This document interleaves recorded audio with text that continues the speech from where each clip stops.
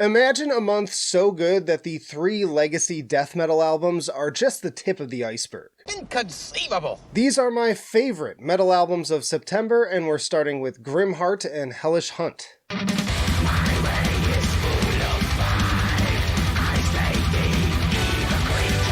If you dig high-energy, pillaging music in the vein of Ensiferum, this is 100% the album for you. From the scene-setting acoustic intro to the triumphant dueling guitars of Hellbent Horde, this album comes right out of the gate with sword swinging. And while every song is single-worthy, I always appreciate the extra mile they go for the fantasy music video for To Die by the Succubus.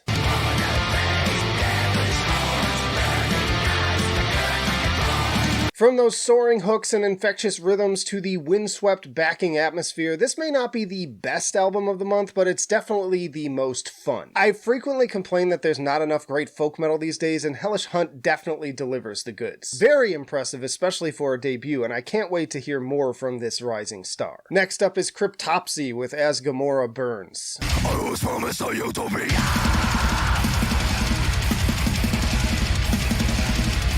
Opening up on a seriously battering note with Lascivious Undivine, very much answering the question as to whether these guys have still got it yet another decade into their career.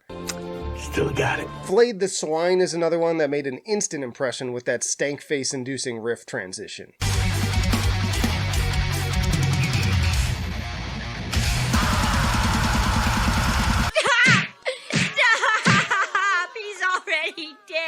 Ill Ender is another standout, bringing some stellar moments on both fronts, going hyperspeed in the first half before getting slow and swampy in the second. Ollie's bass parts on the Righteous Lost alongside Flo's righteous drumming also got me making this face. No duds here, and once more I appreciate that a band even 30 plus years into its career is disciplined enough to focus on quality over quantity at a lean and mean 34 minutes. I really do think it's some of their best work, and I had trouble putting it down. Then we had Three Teeth with Index.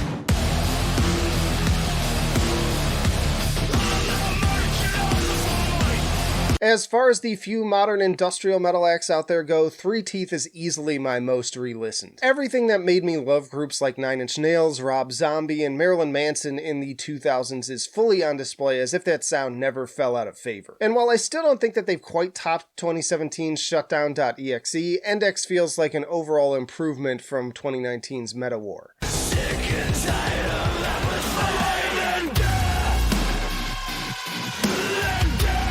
And don't get me wrong, the first half of Meta War has some of my favorite headbanging tracks from their discography, but there were some real duds for me in the second. Index feels much more balanced, with the highs maybe not quite as high, but no real lows either, aside from Slum Planet, which I just don't really care for. I also think that this is a great fusion of the more bombastic arena style they've developed over the years with the pure industrial Skinny Puppy-esque leanings of their debut. If you're new, I'd recommend starting with Merchant of the Void, Scorpions, or Acme Death Machine. Nice Tears for Fears cover too, and Mick Gordon's involvement certainly doesn't hurt. Next up is Finsterforst with Gensites.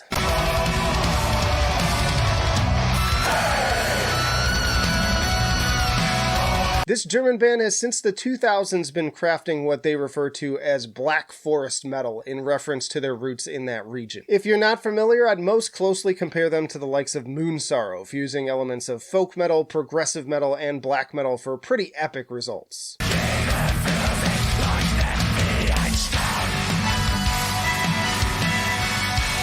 This latest mini-album was fan-funded, and I feel the extra personal touches and passion coming through perhaps in response to that. In fact, I'd go so far to say that this is probably the best complete work I've heard from them from start to finish. Really grand and powerful stuff, even more so thanks to the solid production and additional use of accordion, strings, and brass instruments. Then it's the return of Toke with Et Hav of Avstand.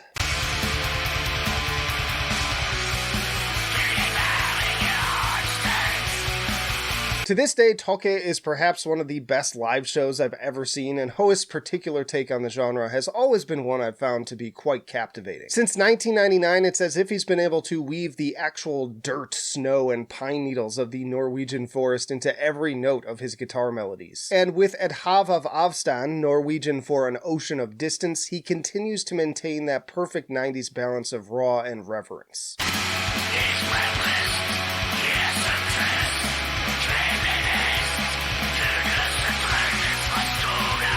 As I said in my Toke album tier list, just being perfectly honest, I wasn't in love with Kong Vinter, but this feels like a real return to form, even capturing the same black magic that entranced me the first time I heard classics like Nodested and Norig's Vapen, and all with just 4 stripped-back songs also recommended to fans of Darkthrone. Then our next big death metal release, we have Dying Fetus with Make Them Beg for Death.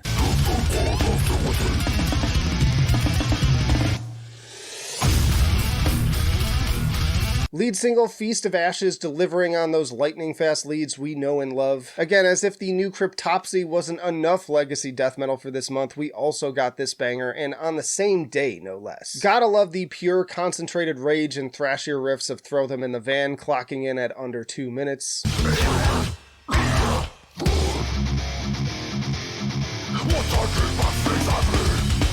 It's not my favorite Dying Fetus album, and check out the new tier list I just did to find out which one was, but I do think that this album has some of the band's most dynamic songwriting to date to really keep you on your toes, and it is definitely in the upper half of the discography at least. Dying Fetus. That was my mom's favorite band. Then we have Ken Mode with Void.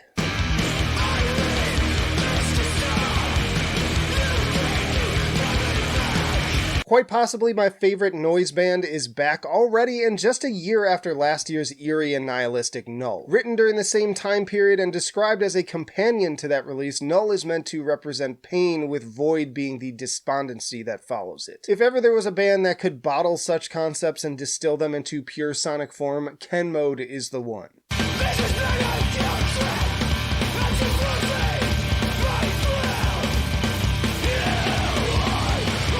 Who else could take something as fun as a D-beat and turn it into pure misery side by side with the churning bass and wailing tortured guitars of Painless? And in addition to the more passive-aggressive sounding stuff, you can also find some beauty in the sorrow of tracks like We're Small Enough and These Wires. That closing piano part on the latter is absolutely heartbreaking. Once more, if your mental health isn't so great, I'd honestly say stay away from this album because its pure, unfiltered despair is enough to drag you under. May God have mercy on your soul. And then our third big death metal release this month is Cannibal Corpse with Chaos Horrific.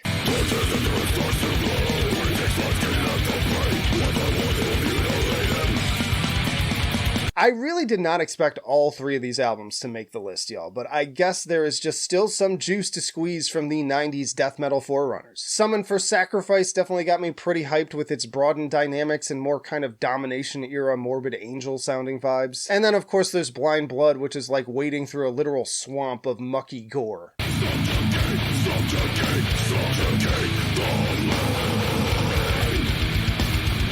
At this point, it takes a lot to impress me when it comes to new Cannibal Corpse, but I gotta hand it to them for really stepping up the songwriting and technical elements here. Tons of fun, surprising pace changes and shifting rhythms on the likes of Overlords of Violence and Frenzied Feeding. Really, every track here has something to offer, and be sure to check out my new tier list to see where it landed in their discography. Cannibal Corpse. I'll have to blur this. This is pretty great. That's pretty awesome. Then we have A Causal Intrusion with Panpsychism.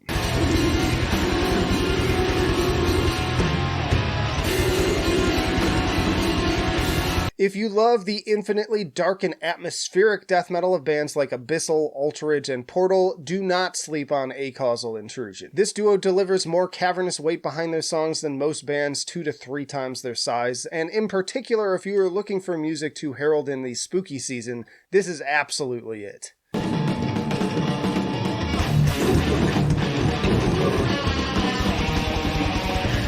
Jagged riffs, unpredictable rhythms, and chilling, bellowing death growls echo into oblivion. I also love how they manage to sprinkle in these spookier earworm hooks to pull the chaos together and make the experience more engaging. If you ask me, this is the perfect balance of dissonance and melody. Yo, we're not done yet, we got plenty more albums to go, but as always, if you're enjoying the video, hit the like button, and as we go along, comment what were your favorite metal albums of this month. But next up is The Hirsch Effect with Orion.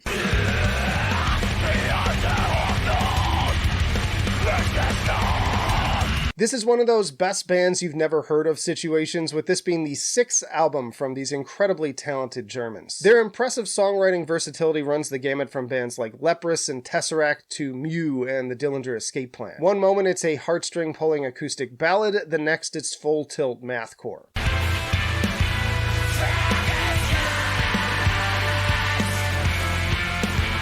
When it comes to music that's really worthy of accolades in my opinion, it's the innovation scale I tend to lean on the most, and these guys are always at a 9 or 10 in that respect, while also crafting highly engaging albums that never feel like style over substance. And from the funky bass lines to the highly proficient guitar work, all three members really put their all into every song. Next up we have Code Orange with The Above.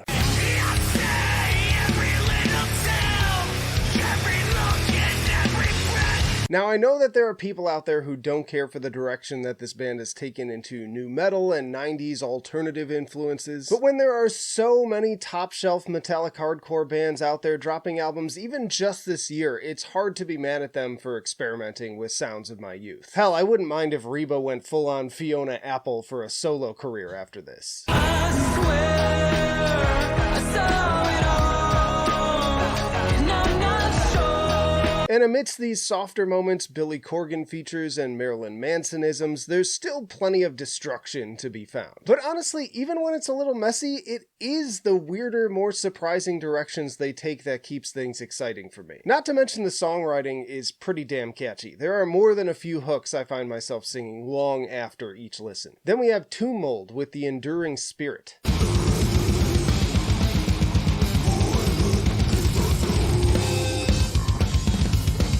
It seems that 4 years away really built up this Toronto crew's creative juices. That bass solo and sudden pace change on Angelic Fabrications in particular reminded me why these guys are one of the better OSDM bands in the game. Then that melodic section comes in on Will of Whispers and the reasons only become more obvious.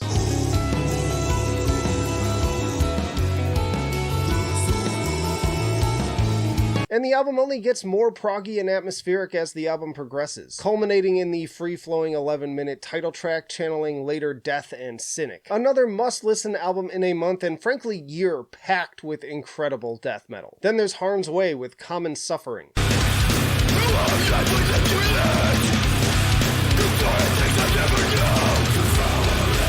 5 years in the wake left by the fantastic Posthuman, this Chicago hardcore crew is back and more metal than ever. These guys are constantly redefining heavy with every song, two-stepping their way through some truly pummeling territory, but also getting raw and wicked in the vein of 90s era Helmet on tracks like Hollow Cry.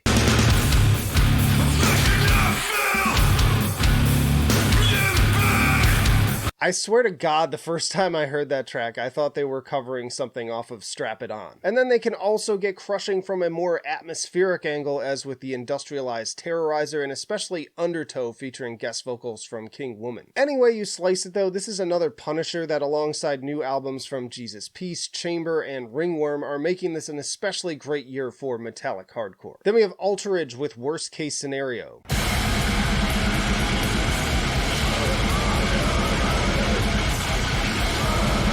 Holy fuck, these guys are absolutely unstoppable. I've been listening to them since they dropped their debut album Nile in 2016, and now just 7 years later they have 6 full lengths and every single one of them is top shelf. From the lurching, dragging corpse of Enigma Signals to the chaotic pace changes of O-Work, I'm starting to wonder if they have even surpassed Portal at this point.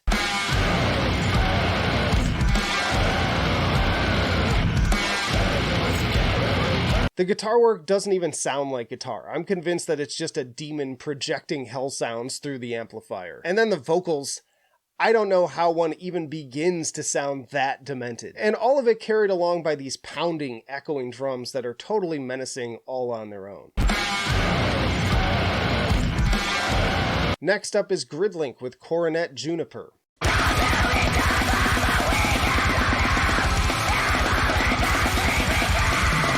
One of those rare grindcore releases that actually makes the list, but Gridlink is not your average grindcore band. These guys really crank up the tech with the guitars and drumming sure to twist your eardrums in a knot, and all the while instead of reveling in pure dissonance, bringing a surprising level of melody to the proceedings.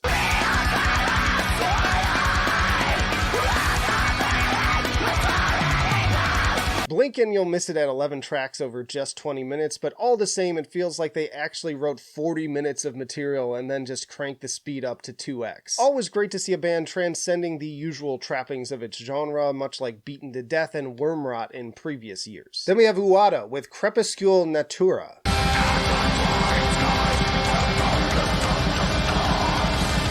I've always enjoyed these fellow Portlanders ever since I caught them live around 2014, 2015. But over the last few years, I feel like they'd kind of strayed from what had made me so entranced with them to begin with. Those soaring, triumphant riffs. That trend ends with Crepuscule Natura.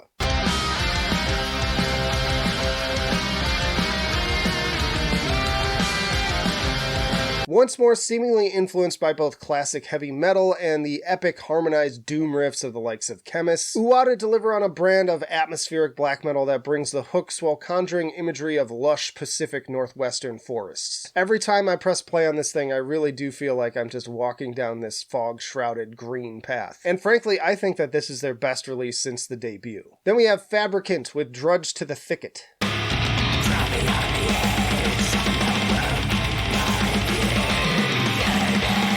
While I did enjoy the new Wormhole album, also out this month, it was this California trio that I think ultimately did a better job at the whole dissonant avant-garde death metal sound. Clearly inspired by the likes of Gorguts and Krallis, Drudge to the Thicket is a noisy, violent lament configuration of a record just begging to be solved by anyone who dares try. Demons to some, angels to others. It's complex yet strangely infectious thanks to its ever-driving rhythms and standout moments like that incredible bass solo on Song of Stillness.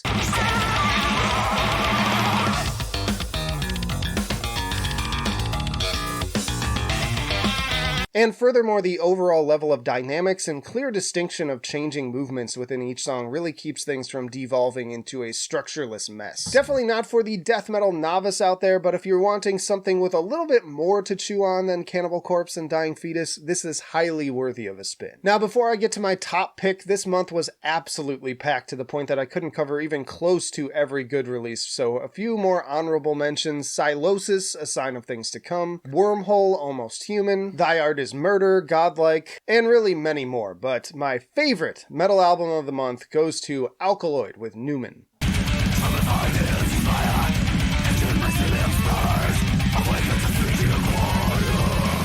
Featuring members of Triptychon, Obscura, Dark Fortress, Obsidious, and more, Alkaloid is one of the finest death metal supergroups of the modern era, if you ask me. And with a slow but steady output that always seems to value quality over quantity. Newman continues that trend with more high-concept yet highly engaging songwriting over the course of this third album's nearly hour and 15-minute runtime.